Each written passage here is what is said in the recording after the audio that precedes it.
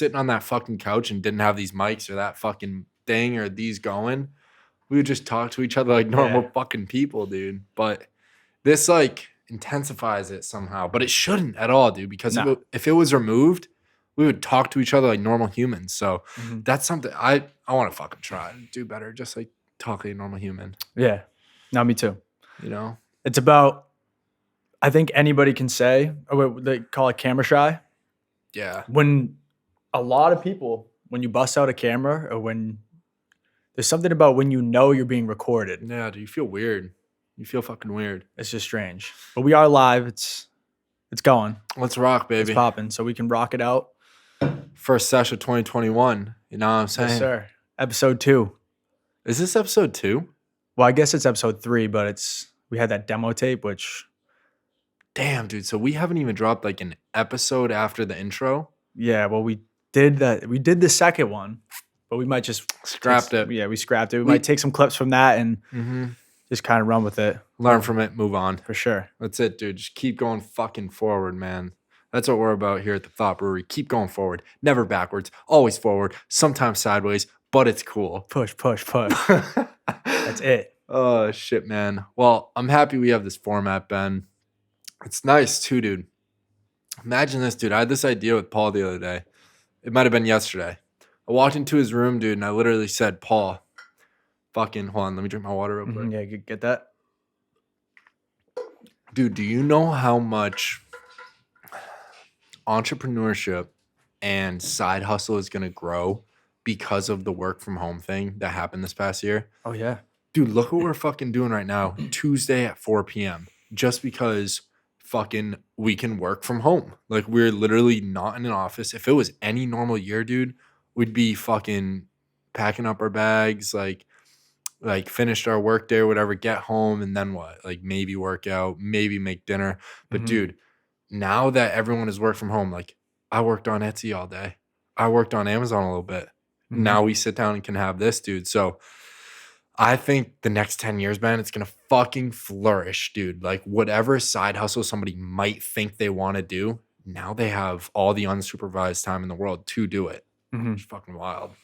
Yeah, there's so much more potential with the situation that we were given for you to really think about what you like to do, what you want to move forward with, how you really feel about your job. Fuck yeah, man. Because when you go into your job, your job, most of the time, if it's a decent company, they preach their culture, you know, and you kind of fall into that. I don't want to say it's a trap, but it can sometimes be a trap because nobody who works there is really going to say, like, I hate this place, unless it's a really shitty company. So, or stand up and be like, you're wrong, kind of thing. Like, publicly. It doesn't happen. Right. So it's just like the opportunity that we have to slow down, do our jobs at home. Yes. And like, when you have a spare second, you don't have to turn to your coworker and talk about work. You can, oh shit, like, how am I feeling right now? Exactly, dude. Oh shit, maybe I want to start a podcast. Maybe we'll call it the Thought Brewery. That's what I'm saying, dude. It's literally the land of opportunity now, man.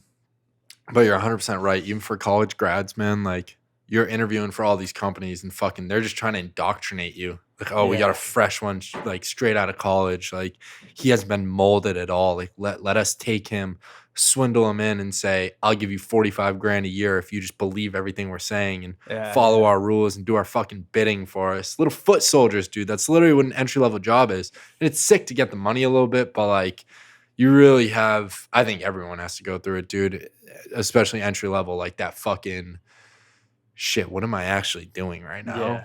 Like, do I like what I'm doing? Yeah, it's a love-hate for me because, and probably for a lot of people, because you know you need that bit of experience. Like, everybody wants that entry level. When you don't have it, it sucks. It's like, it's the catalyst for depression when it comes to, like, not having a job. Totally, dude. Because you know you don't have experience to be, like, other experience to catapult you forward. So you need that first thing to really set you up for success. And then once you have it, that's when you can say, okay, like, I have my first job. It's been a year or so. I stuck it out. I realized this isn't what I like to do. oh, now I have some opportunities ahead of me because I got that baseline. I Mhm. showed that I can work. And maybe you're not going to do something similar, but at least you learned from that initial job. And that's why people, I think, really love when they get that first opportunity in Totally. the workforce, corporate world, or whatever it may be. You know what's interesting, Ben? I think, dude, and tell me if you agree or not. I think nowadays more so than ever, I think having a job, like having that experience is important. But what I also think is super important is being aware of what's going on in the sense of, oh, wait, yeah, like maybe I do just have an entry level job, but like I have a side hustle too. I sell on Amazon. I have a podcast. Oh, and by the way, I have 5,600 Twitter followers.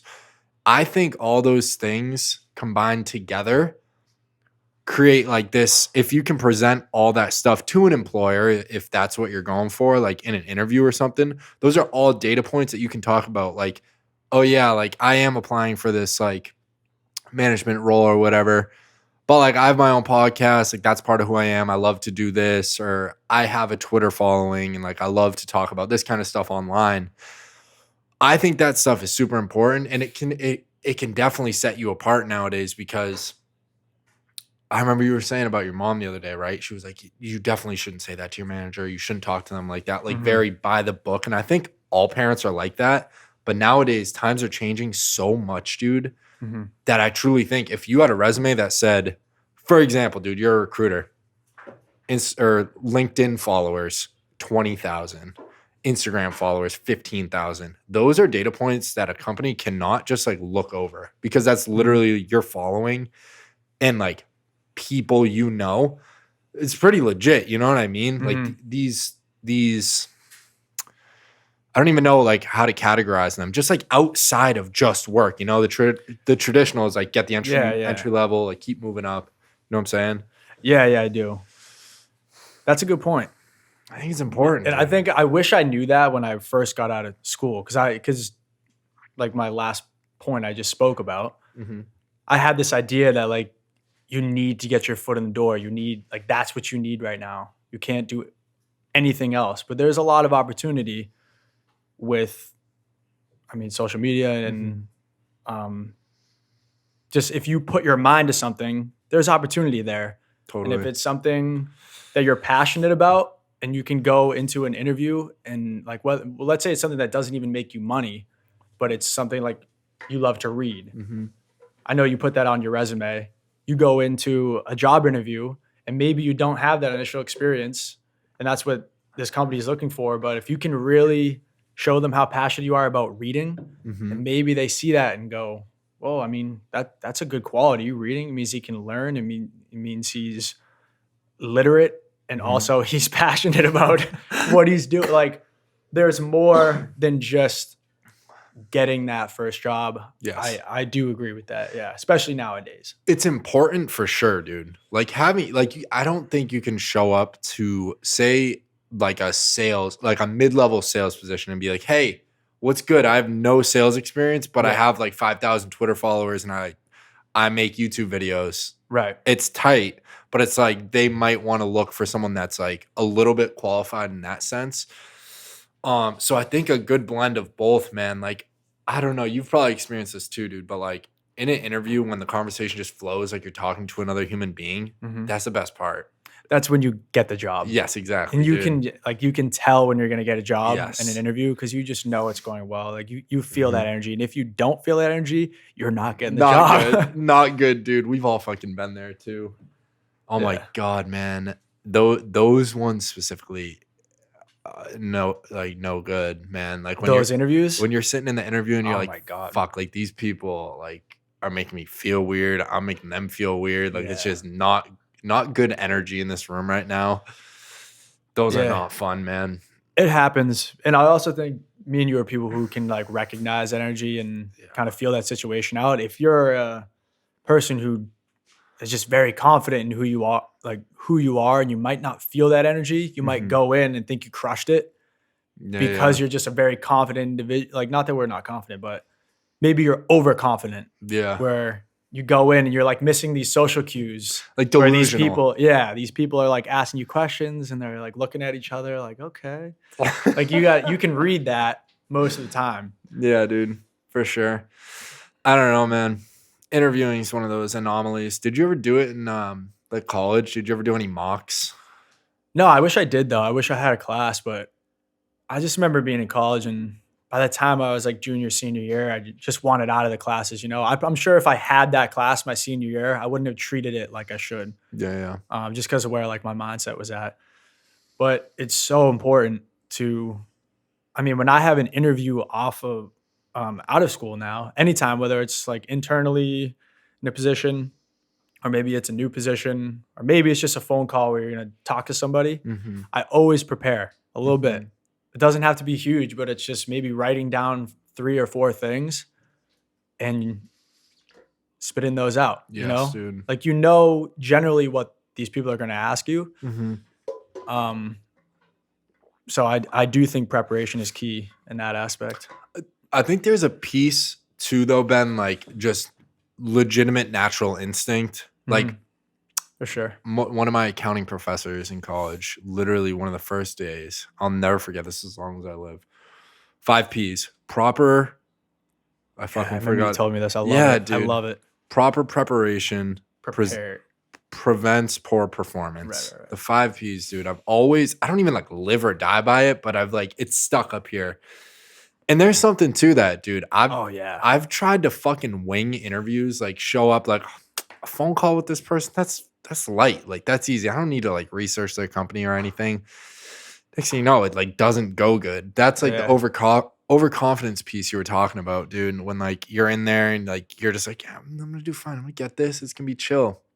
But there was no like preparation whatsoever. Like just I remember this one specifically, dude, over the summer when I did not have a job, dude. I was just sitting in a landscaping truck, just like lunch break at landscaping. And I thought that was gonna be fine. I was just overconfident. I was like, just jump on the phone, talk to this lady like a sales call. I'll be good. You know what I mean? Yeah.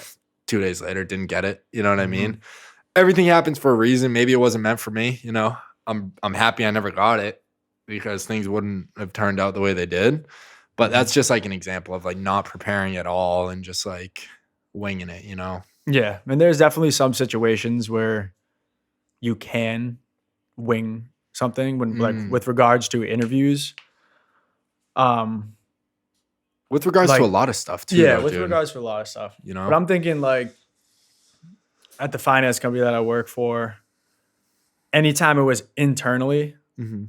I always felt more comfortable talking to the person, that whether it was just like leading into an interview or reaching out to someone and say, "Hey, I'm thinking about moving here.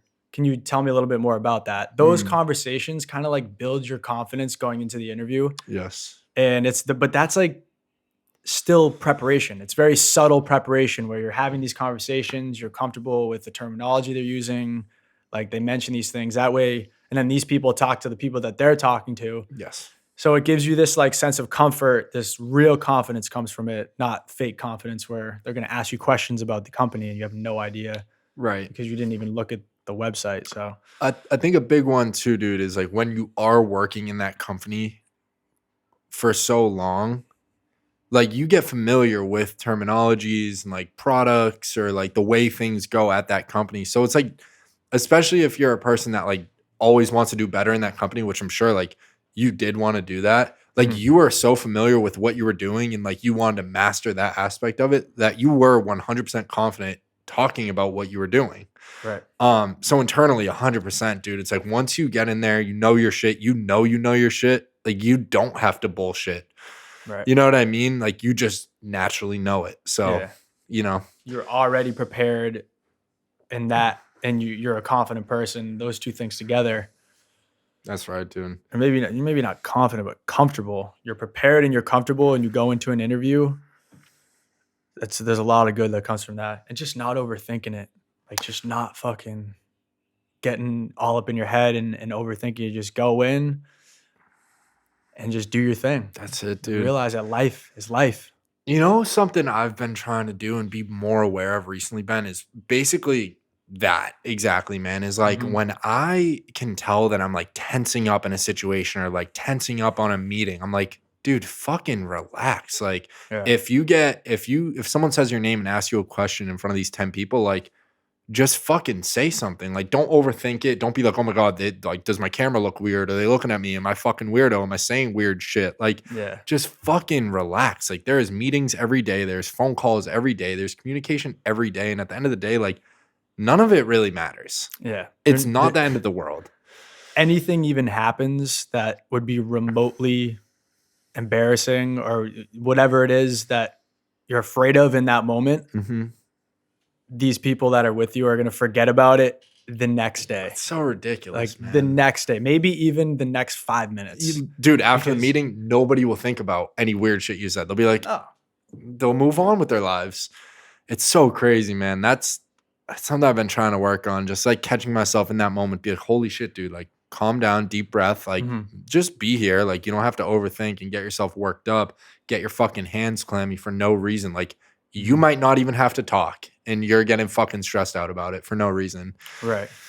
It's easy to get caught up in that shit though, you know? For sure. Like that's a real thing. Yeah, dude. And I mean, public speaking is the number one fear of humans. Yeah. So there's a reason why that's a real thing. I think it's number one. It's either number one or number two. I think so, dude. It's literally, it might be number one, like ahead of death. Like people are more afraid of public speaking than dying.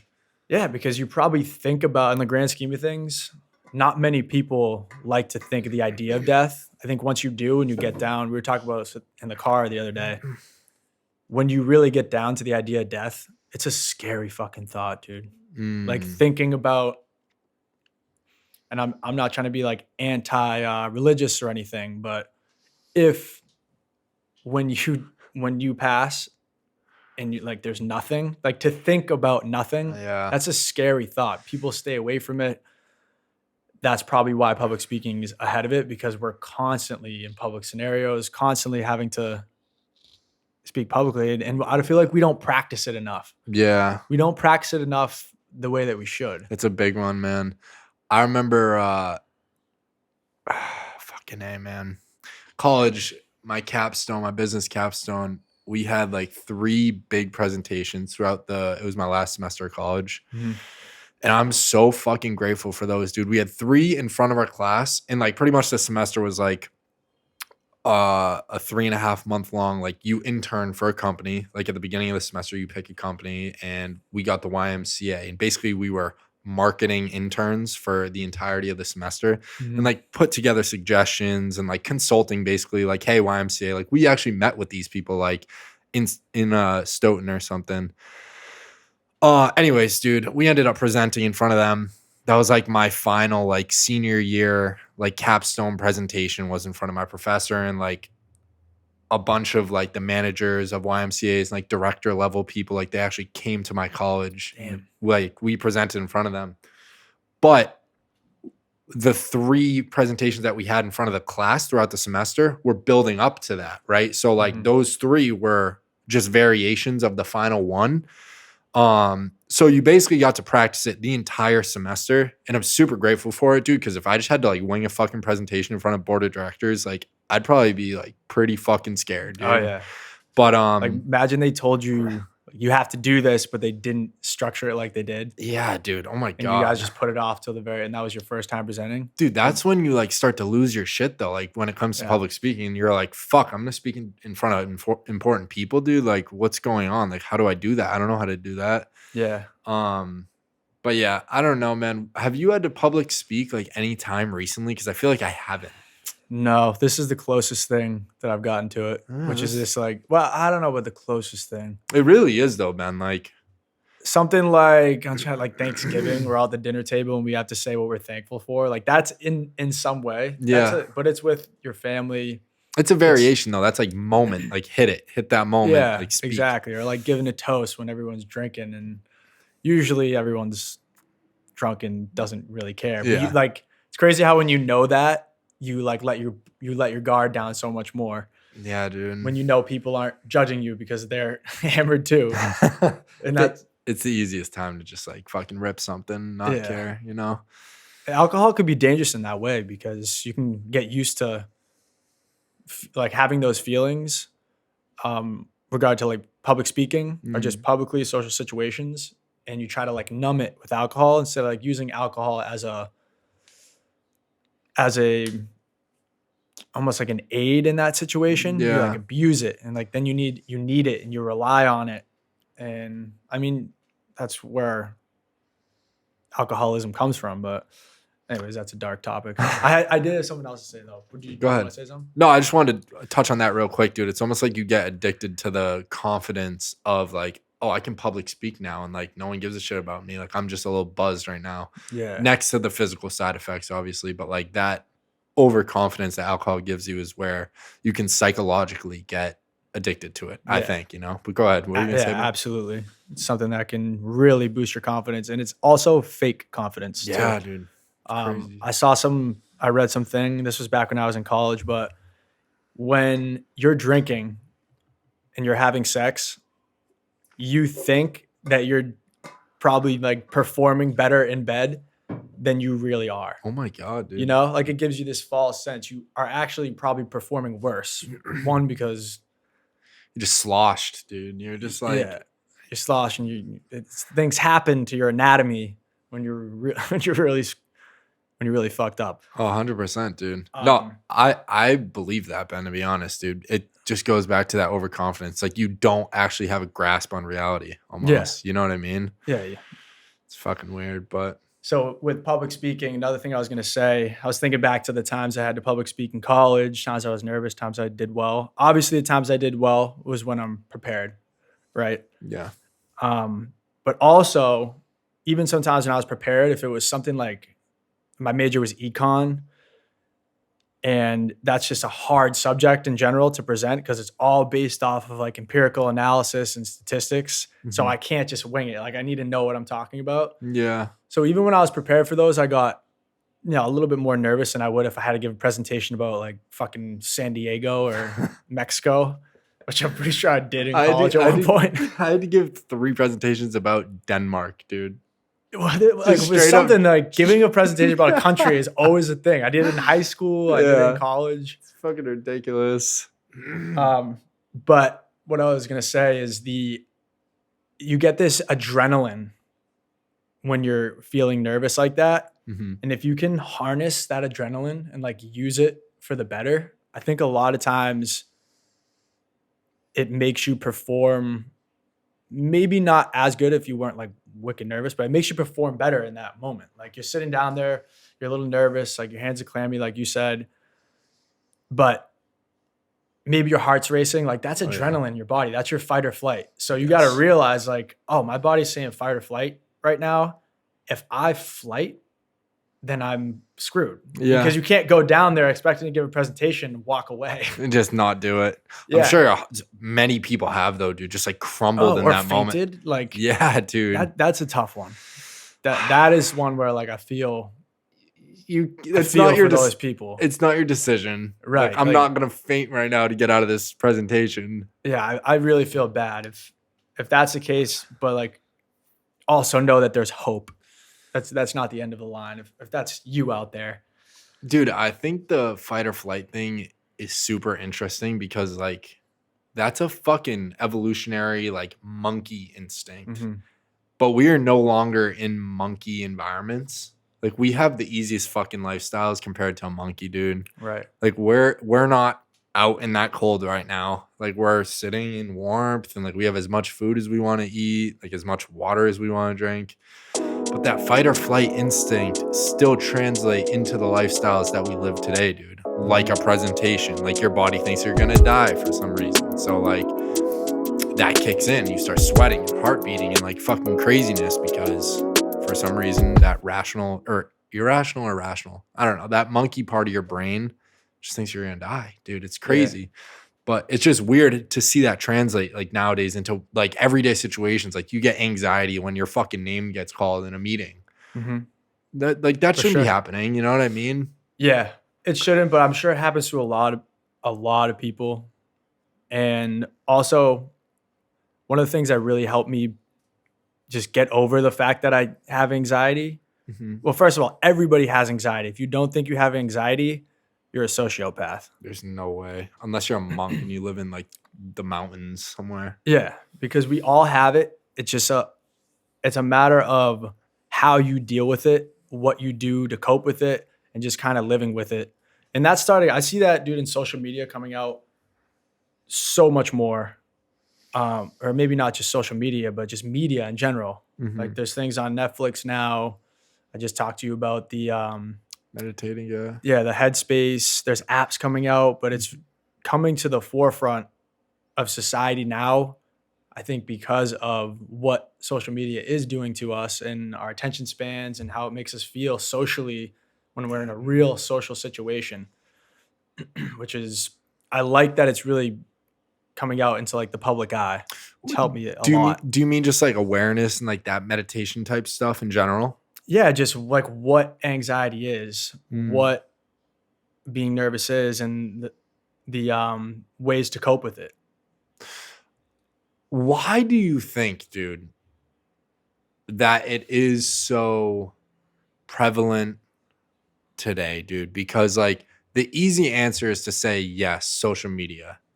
100%. That's a reason why. But like it's almost bizarre that nobody is calm nowadays. And even that person that does seem calm probably has some level or some degree of anxiety or whatever is going on. And I mean, we didn't live in the 50s, the 40s, the 60s or whatever, so we didn't see if like it was similar. But it's just so fucking weird, man, that like everybody has some degree of overthought and anxiety, you know? Yeah. I don't know. I can't say where it specifically came from, but I do think, like I just mentioned, social media plays an impact. I mean, Totally. I've read things. I can't quote them right now or figure out exactly where I could point anyone to, but I've read that definitely can impact it, can impact your self-worth. I think that's where it comes from because we get glued to this screen and we forget about the important things like as human beings, that connection. Yes, We dude. forget that. Like similar to social public speaking. I was going to say social speaking. But like similar in that aspect, like when we get out of school, we forget about it and we don't really practice it. So we kind of lose that ability, similar to like a situation socially. If you're on your phone all the time or you're playing video games all the time, you're going to forget what it's like to be in a real social situation and reading those social cues and feeling comfortable with yourself. And part of it, I mean, it could be something else. No, I agree with you, Ben, dude. Literally 100%. I think that's what it is. It's almost like a loss of connection with what is real out here, not on the screen. You know what I mean? We laugh sometimes, dude, and we're like, dude, I just fucking stared at a screen like all day, like 9 hours. And that's like no joke, man. Like when you're looking at either a laptop, a television screen, or your phone for like 10, 12 hours a day, dude, like you're not looking at like nature. You're not looking at like an art museum, like a real life art museum. You're not having conversations with people that you don't know, that you just met in the fucking grocery store. Like all those things, like the real tangible, like human experience. I think all those things are slowly being taken away from us, man. And like it's all of our energy and attention is being gobbled up by fucking this. Right before this, man, I said I cannot wait to be done with fucking email one day, dude. Yeah. Because my life is literally just like, oh, whose email do I have to respond to now? What brand wants this? Like, who should I forward this to? Who do I need to reply to? And it just like eats away at your brain, dude. Like the screens and like what these screens bring. But it's not all bad, dude. Like I think there's a lot of good and productive things you can do with it, which is the weird fucking balance. I think humanity is still trying to figure out this whole internet thing. But I think the loss of connection with what I don't want to say reality because no, but I know exactly what you're saying. Yeah. Like, just because a computer screen isn't necessarily real. It's not. It's something that was created by man. It's not man-made. So like when we interact when we go on a hike on a mountain and we interact and we got a person next to us, we're having a conversation, we're looking at the world around us, we're breathing in the air. That is what is quote unquote real, It's real, to the dude. human experience. Yes. But what about like, oh, dude, then it's just scary if you start thinking about like, what if, What is it, man? I don't know, just we have to explore it. because like virtual reality, you oh know, my God, that dude. that is reality in a virtual setting. I guess that's a way to put it. I mean, that's probably the worst way that you can describe it without saying virtual reality, but I don't know, dude. I don't fucking know where any of this is gonna bring us, dude. Because like in the virtual reality future, what if you get in there and like you can be in your bedroom, but you put on your VR goggles and all of a sudden you're on an island in Mexico. And it feels like an island in Mexico. And you taste that drink that you're drinking in that VR, and then you take your fucking goggles off and you're still in. yeah, That's so fucked, man, because like if you really experience that in the VR, what is stopping human beings from just transferring this life to VR? Because like in VR, it's like, all right, I'm done with Mexico. I'm gonna go to Thailand right now. I'm gonna like yeah.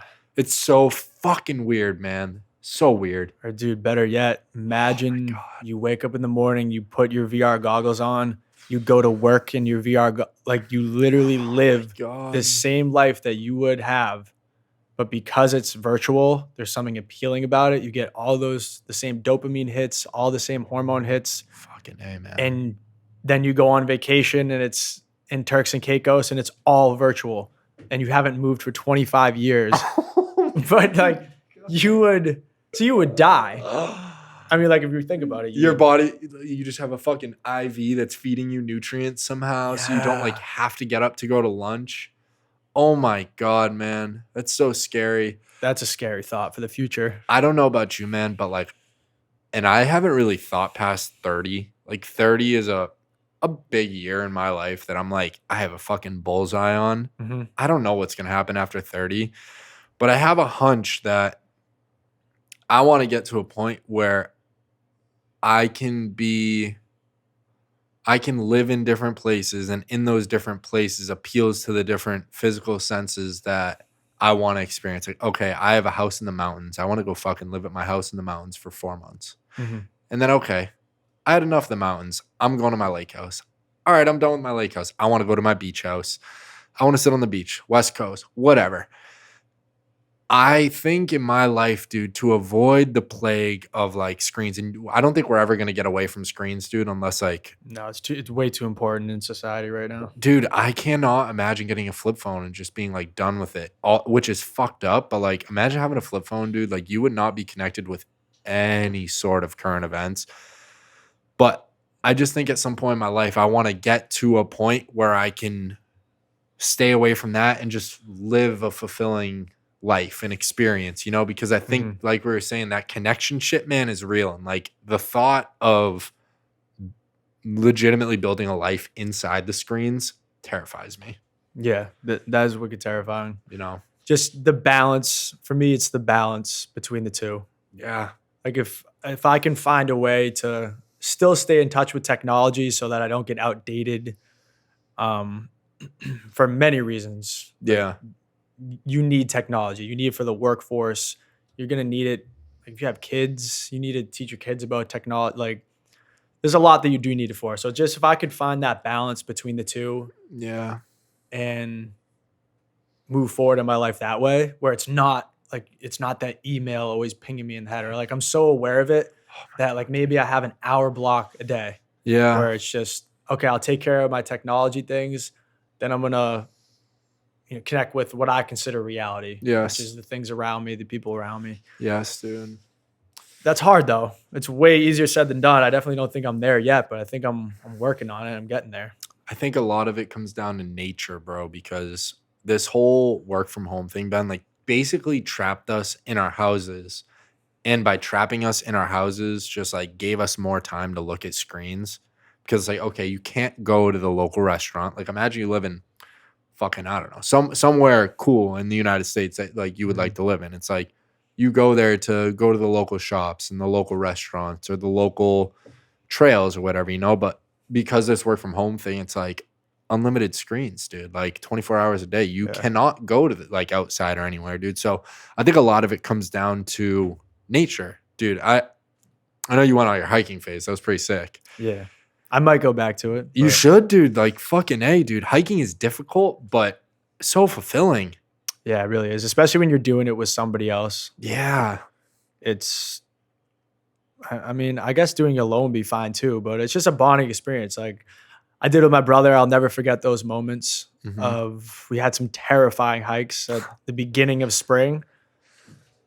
So yeah, to give context, this was COVID hadn't hit yet, or maybe COVID was definitely occurring right now, and it was the beginning of the spring. So the mountains still had snow on them, and me and my brother went up to New Hampshire, where all these mountains still had snow, and yeah, that just a terrifying experience. Gall, dude. That's all I'll say about that. Honestly, though, man, the fact that Jesus Christ, I'm getting hit and fucking slack is like literally one of those, man. It's Really? insane. Every time you talk, dude, I don't mean like not every time you talk, but when I look over here, I don't mean to do it. It's just like No, it's just good. I see a fucking notification, dude, and it's like someone could have just hit me up. It's happened 3 times since we started talking.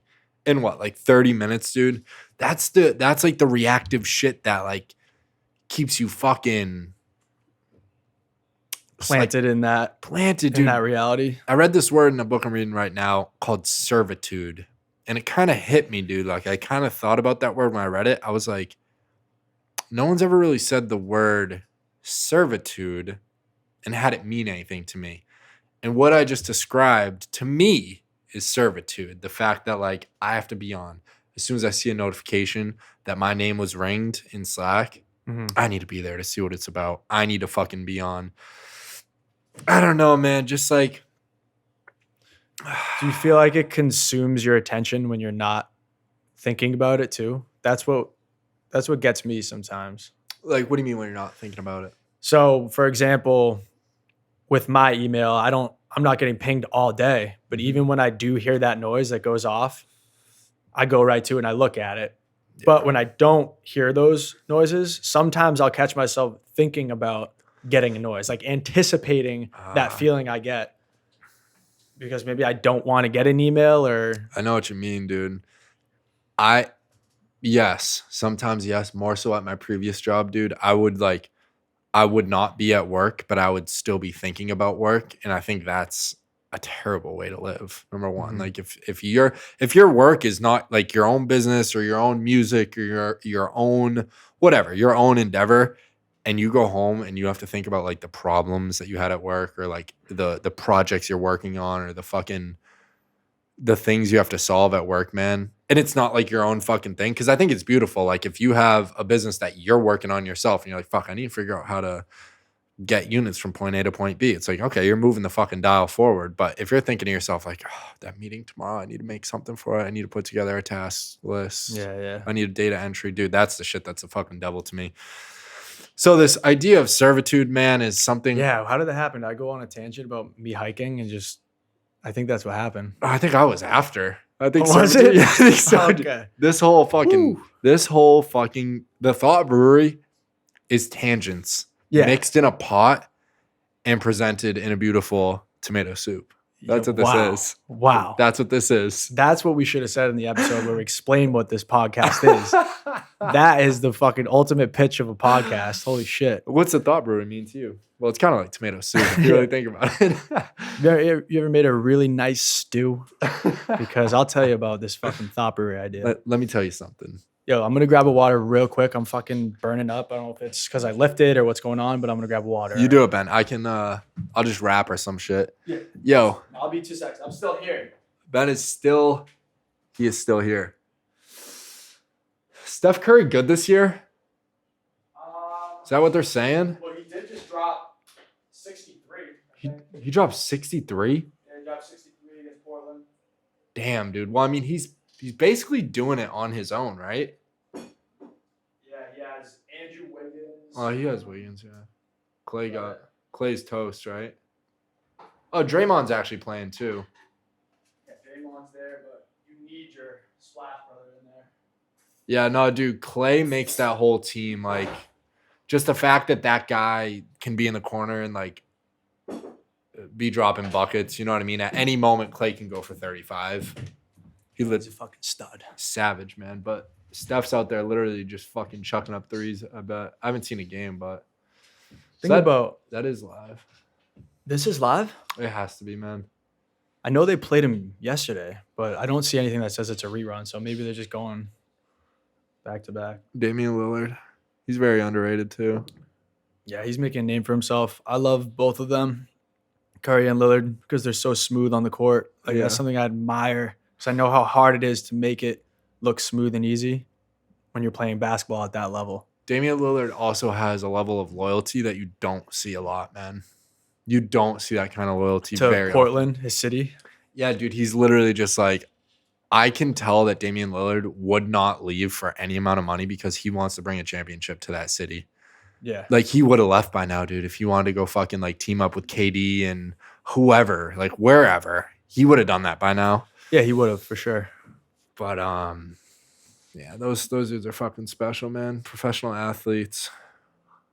Talk about fucking gifted and talent and just everything. That's like the pinnacle of athletics, dude. And I don't know if any of us are there as far as like the pinnacle of athletics. Who knows? Maybe we could still go pro in something, but oh god, no way. Fuck no. I don't know. I think Paul could still be a kicker maybe.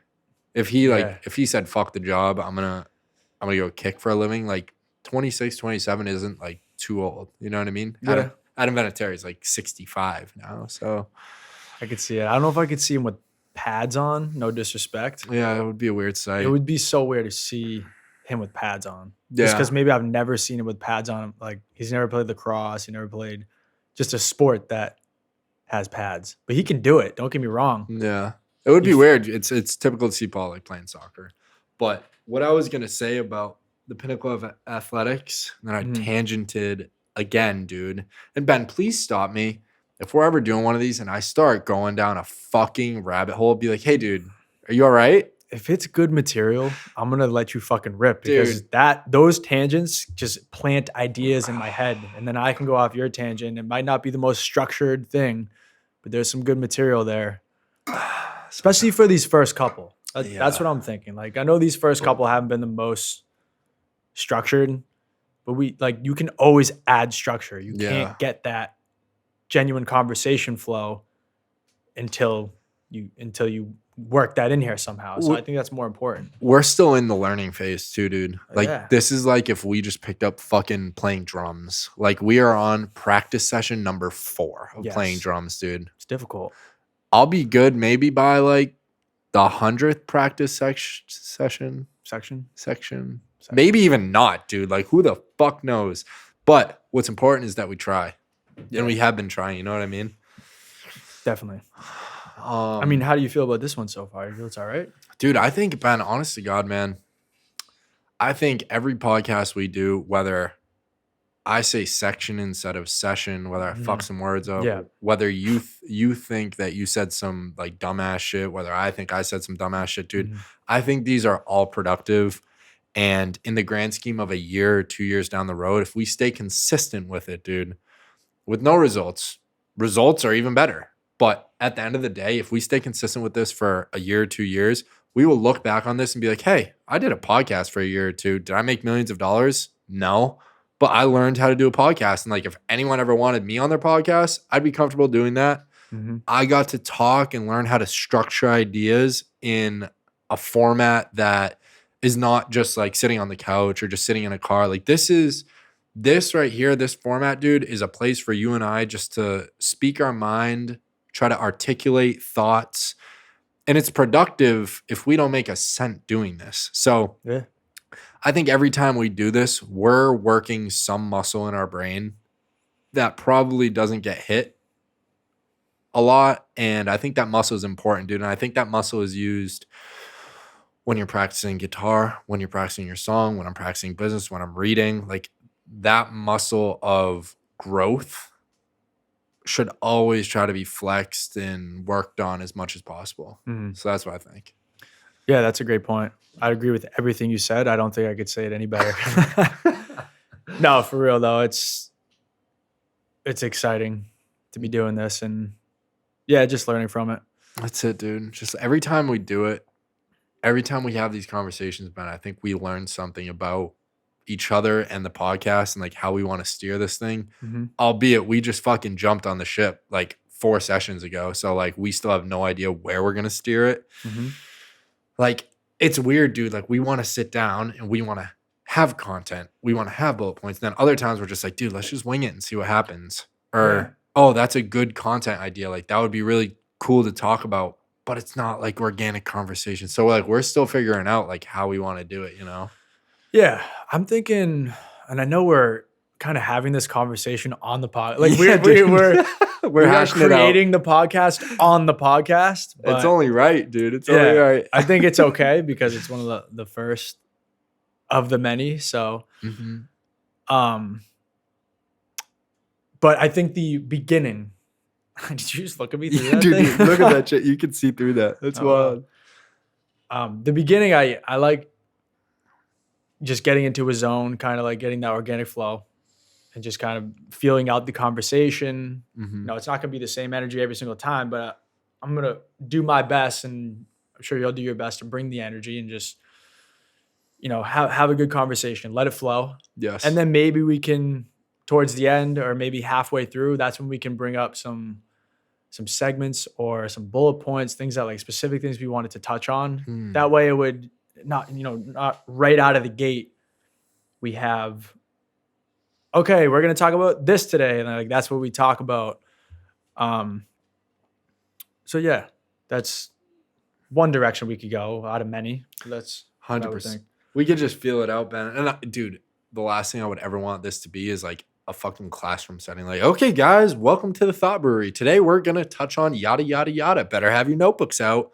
That's not it, because I think there's value in like sprinkling a little bit of like, oh, we thought this idea was cool when we weren't podcasting, so we want to bring it up on the podcast. But I think it's also valuable to have the organic flow. Like, dude, today we talked for, I don't know, probably coming up on like 50 minutes or an hour or something about stuff that we probably didn't touch on in previous podcasts, right? Like, I don't think we talked, there was no overlap as far as like what we discussed, and it wasn't structured at all, you know? Yeah, exactly. And that can be the case. There's going to be times, well, look at Joe Rogan, for example. I've heard him say a lot of the same things over and over again, which is, it's okay because it's organic in the conversation.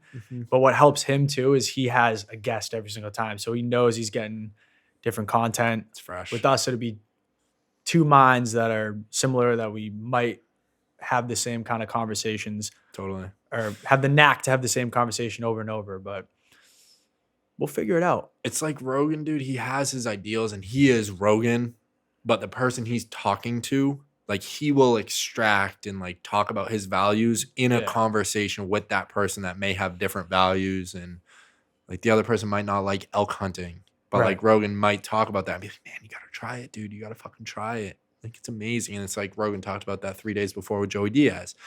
But Rogan has clearly found his way. He's definitely the king of podcasting, man. And I think what's cool is that, yes, he was a first mover in like 2010. I just think it's like with the internet, man, like we talked about screens earlier, like it's unlimited room for growth. Like there's no barrier to entry at all. Like we can sit down and do this. We can throw it out there, see if people like it or not. And like it is. But you want to cut it, Ben? You want to cap it? Yeah, we can cap this one. Yeah, anything specifically you want to plug or say?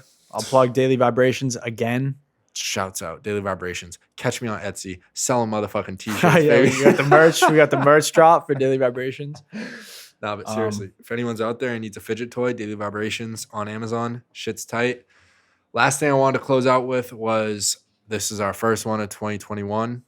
I know 2020 was a weird and strange fucking year, but I'm excited for this year. I'm excited for what's in store because nobody knows what the fuck's in store. But the best that we can do is try to create our future and take steps every single fucking day towards that future.